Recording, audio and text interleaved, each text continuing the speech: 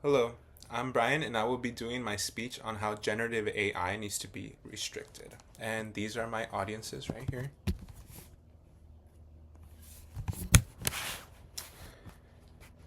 The Earth is dying, and we are further killing it with this new technology that is generative AI. It's depleting our resources from the environment we live in, and there needs to be restrictions on this from further damaging our future. But what is generative AI?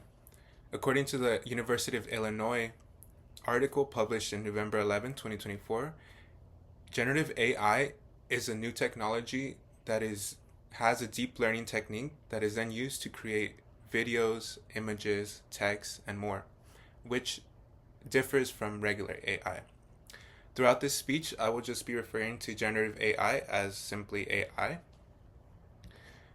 Using the works from 5 different scholarly articles that I have found through Google Scholar and my own previous knowledge on this subject, I will explain why this is an issue we should look more intensely at. Our future has always been reliant on us, and we got to make a change.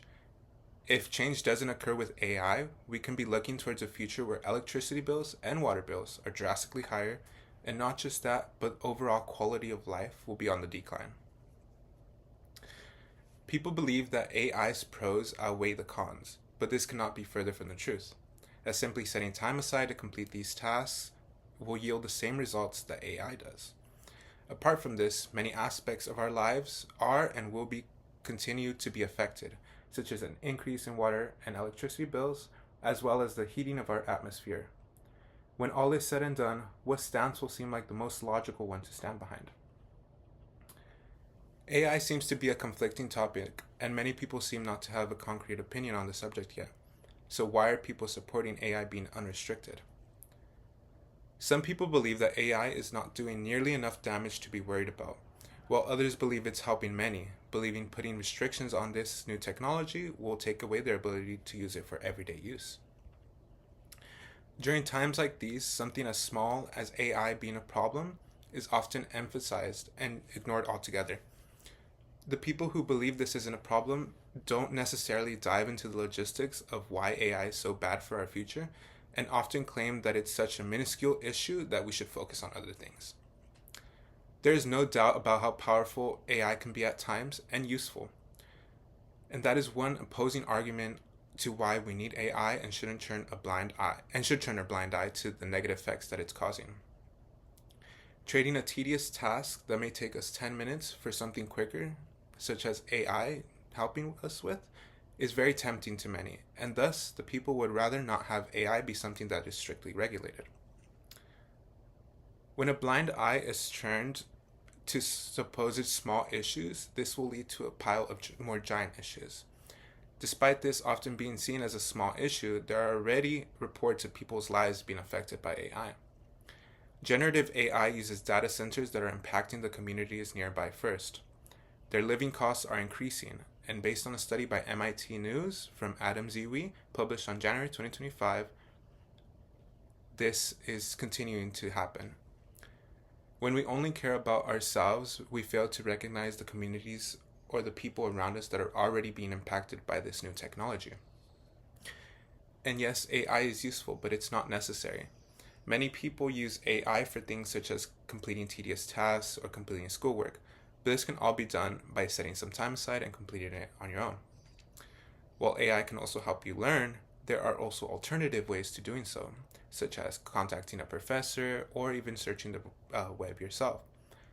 The only reason why AI seems useful to some people is because they've gotten used to this shortcut way of completing tasks. No benefit can outweigh the damage that is being caused by AI. Damage such as depleting fresh water, increasing living costs, and releasing greenhouse gases into the atmosphere. According to a study by Planet Detroit published in October 2024, data centers in the US alone have consumed 7,000 liters of fresh water per hour. That's the same fresh water that we use for drinking and everyday use. Only part of it that is used on cooling down data centers is being recycled back into our ecosystem. When data centers are constructed in areas, they pull in more electricity. Electricity that is then being placed on surrounding communities and they then have to pay for. According to a journal by Consumer Reports by Nicole Greenfield published in March 2026, it was found that electricity bills near these AI data centers have increased by 7% and in some areas up to 20%. This is something that people should not be paying for, as it is unnecessary by providing more money to multi-billion-dollar companies. The ECU Libraries has a scholarly article that was updated in January 2026 that states training an AI data robot alone causes 626 pounds of carbon dioxide emission into the air, which is equivalent to 300 round-trip flights from California to New York.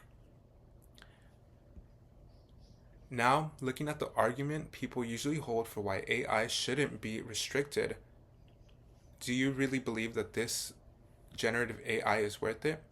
Trading 10 minutes of your time for a future where it'll be more expensive to live in, and not to mention how it'll be even harder than it is now? When comparing the pros and cons, we can clearly see that the setting time aside for completing tasks that would otherwise be easier for AI to complete will yield better results.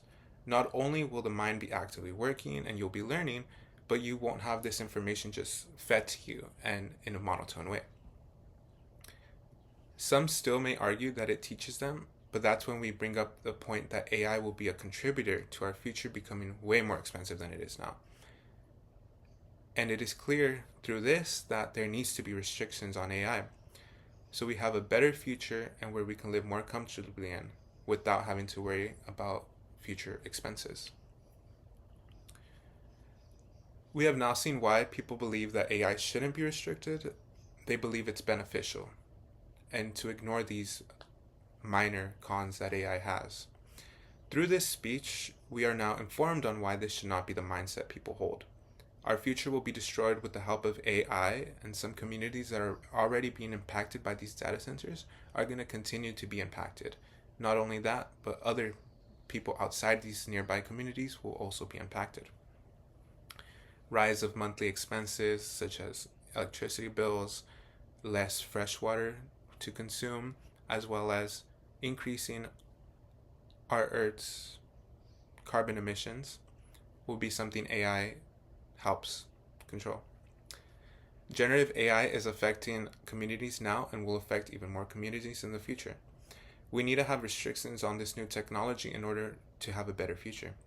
So now, with the knowledge that you have, is it really in anybody's best interest to oppose the restrictions of generative AI? Thank you. That was my speech, and these are my viewers.